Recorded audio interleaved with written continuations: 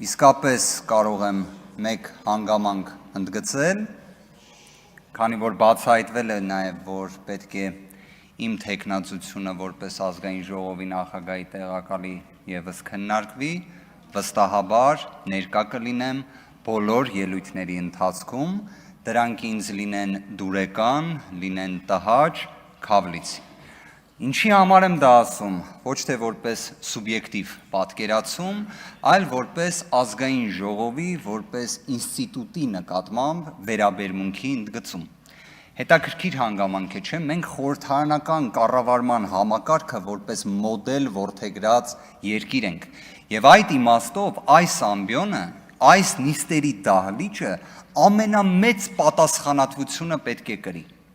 Անկեղծորեն եմ ասում, վերջին 4 տարիներին ես այդ աստիճան ուշադրությամբ չեմ հետևել ազգային ժողովի աշխատանքներին, ինչպես վերջին օրերին։ Երևի թե նկատած կլինեք, Ուժեղ Հայաստան խմբակցությունը բոլոր ելույթների ընթացքում ներկա է ազգային ժողովի նիստերի դահլիճում։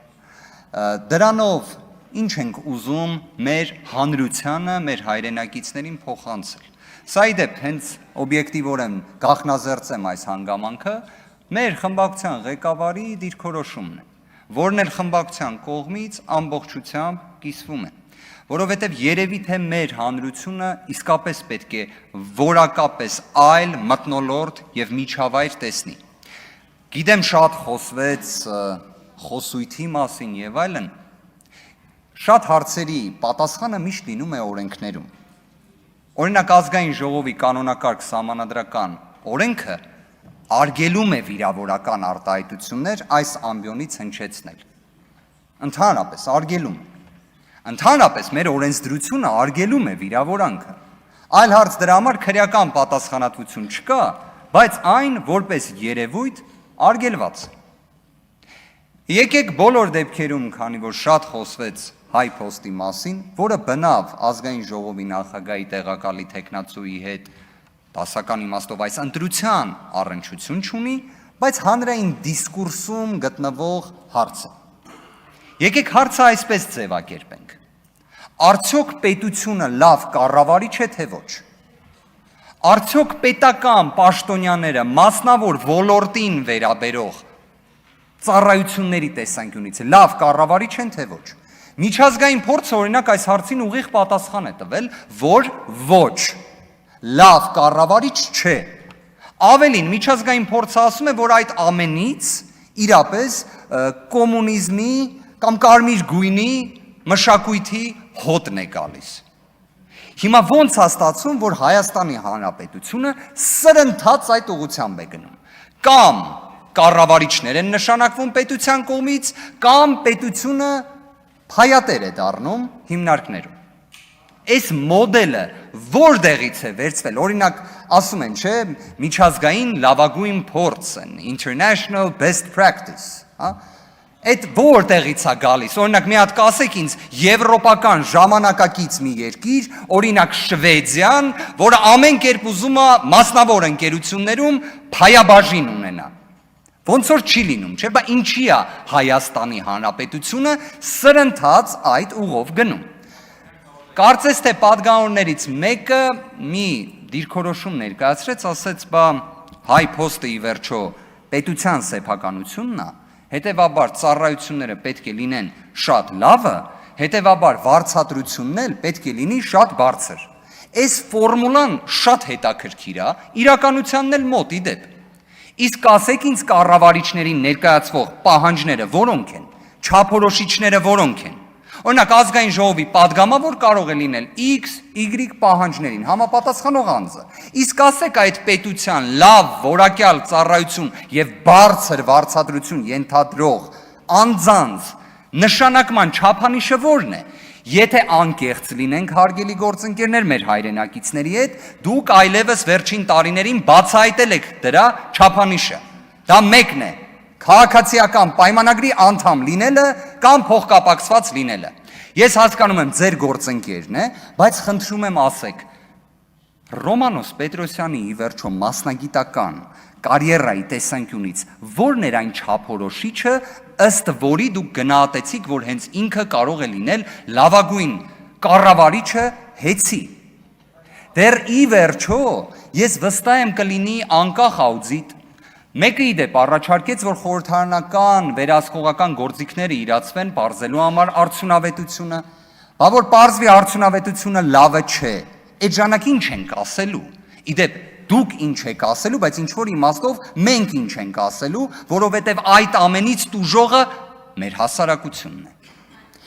Մեկ հանգամանքի ուզում եմ անպայման անդրադառնամ, քանի որ կրկին ընտրությունների հետ կապված հարցերը շատ է քննարկվում, ես հասկանում եմ, նորմալ է, երևի թե եթե իշխանության դիրքերից ես նայում, երբ կասկածի տակ է դրվում ընտրությունների լեգիտիմությունը, դուք ամեն կերպ դա պետք է պաշտպանեք։ Այսինքն, եթե դատարանի անալոգիան անենք, այստեղ կարելի ասել հայցվորի կամ պատասխանողի դիրքերից հանդես գալու իրավիճակն է լինում։ Բայց այստեղ վեճ չունենք իրար հետ։ Տեսեք, օրինակ մեկը որպես ճշմարտության աղբյուր հղում տվեց Դանիել Իոնիսյանին։ Մեկն էլ ասեց, որ այ օրինակ քաղաքացիական պայմանագիր խմբակցությունից պատգամավորներից մեկը ամեն կերպ ասում էր, որ այդ ընտրատեղամասի արդյունքները հանգարց անվավեր չճանաչեք, հա? Մենք ինչ ենք ասում, անվավեր ճանաչեք,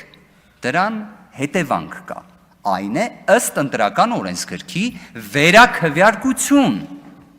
բայց օրենսգրքի պահանջը չկատարվեց, գիտեք ինչի չկատարվեց, որովհետև նախկինում քաղաքացիական պայմանագիր կուսակցության հիմնադիր անդամ պարոն Վահագն Հովակիմյանը գտավ, որ դա պետք է չանել։ Իդեպ օրենսգրքով սևը սպիտակի գրված, վարչական դատարանի օրինական ուժի մեջ մտած վճռով գրված, այդ ամենը պարոն Վահագն Հովակիմյանը գտավ, որ պետք է չարվի։ Նայեք, անվավեր չէր ճանաչվում,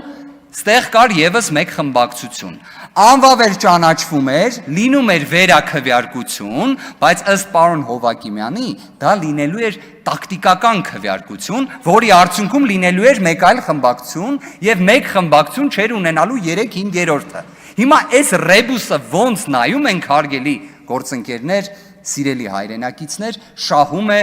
մեկ ուժ, եւ այդ մեկ ուժը քաղաքացիական պայմանագիրն է։ Պարոն Կոնջորյանը իր ելույթում հղում տվեց Սահմանադրական դատարանի 1708 որոշմանը, լավ էր, որ դրան հղում տվեց, այդ որոշումը ընդունվել է ընդդիմադիր խմբակցության դիմումի հիման վրա, ներկայացուցիչը եղել է Արծվիկ Մինասյան, որն էլ ինչին էր վերաբերում, նենց տպավորություն էր օրինակ, որ տենաս ինչ մի առիթ է եղել, որ այդ ՍԴ որոշումը ծնվել է։ Քանի որ նախկինում 8-րդ գումարման ազգային ժողովի շրջանակներում կառավարող խմբակցությունը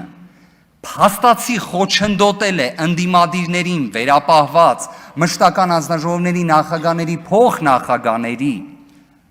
այսպես ասած պաշտոնների համալրմանը, նույնիսկ հակասահմանադրական ճանապարհով փոխնախագահ էր նշանակել, ՍԴ որոշումը դրա մասին էր։ Ու դա պարոն Կոնջորյանը ներկայացնում է լրիվ այլ լույսի ներքո։ Սիրելի հայրենակիցներ, նման իրավիճակների հաճախ ենք հանդիպելու, որ փաստորեն խնդիրը, որը հենց ստեղծել էր իշխանությունը, լրիվ այլ լույսի ներքո ներկայացվում է որպես Սահմանադրական դատարանի որոշում։ Ես չեմ կարող անդրադարձ չկատարել քաղաքական բանտարկյալների հարցերին։ Այո, Հայաստանի Հանրապետությունում կան բազմաթիվ քաղբանտարկյալներ, բայց այս բանաձևին առաջարկում եմ հետևյալ լուծումը։ Ես շատ ուշադիր լսեցի պարոն Ռուբինյանի հոր կալանքի վերաբերյալ հանգամանք։ Գրեթե համոզված եմ, որ այդ կալանքի, թույլ տվեք պնդումն էլ կատարեմ, ապօրինի կալանքի որոշումը կայացրել է մնացական Մարտիրոսյանը։ Պարոն Վարդանյան, հարցրեցի, ասաց անունը չեմ հիշում, բայց կին էր։ Մնացական Մարտիրոսյանը ոնց որ թե կին չի։ Իդեպ, պարոն Ռուբինյան, ես եկեք ամեն դեպքում իմ վարկածը շարունակեմ, քանի որ այստեղ նստած է պարոն Միքայելյանը, ում վերաբերյալ հաստատ մնացական Մարտիրոսյանը որոշում է կայացրել, վճիռել է կայացրել, որն էլ ի վերջո համարվել է իրավունքի խախտում, դա էլ արձանագրենք։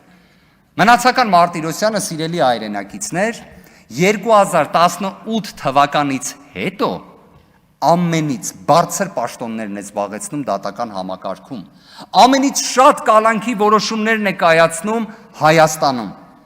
եւ դուք դրա հետ համերաշխ եք։ Պարոն Ռուբինյան, այստեղ ոչ թե ուզում եմ որևէ կերպ անձնավորեմ, Բայց բանաձևը 30 վայրկյանում ընդգծեմ։ Երբ անձը ունենում է հանրային հեղինակություն, իսկ ձեր հայրը զբաղեցրել է ազգային ժողովի նախագահի տեղակալի պաշտոնը, նախկինում երբևէ արատավորված չի եղել, դատարանները այդ դեպքերում պետք է կալանք չկիրառեն։ Իսկ դուք գիտեք վերջին տարիներին այս չափանիշներին բավարարող քանի անձանց են կալանավորել, հարյուրավոր, հիմա էլ կան կալանավորված, այստեղ է ամբողջ խնդիրը, դեռ հին Հռոմում ինչ էին ասում, դրանով էլ ավարտեմ խոսքս, ասում էին թող արդարությունը իրականացվի, թեկուզ երկինքը փուլ գա, Հայաստանում իրավունքը պետք է գերակայի, վստահ ենք կգերակայի, շնորհակալություն։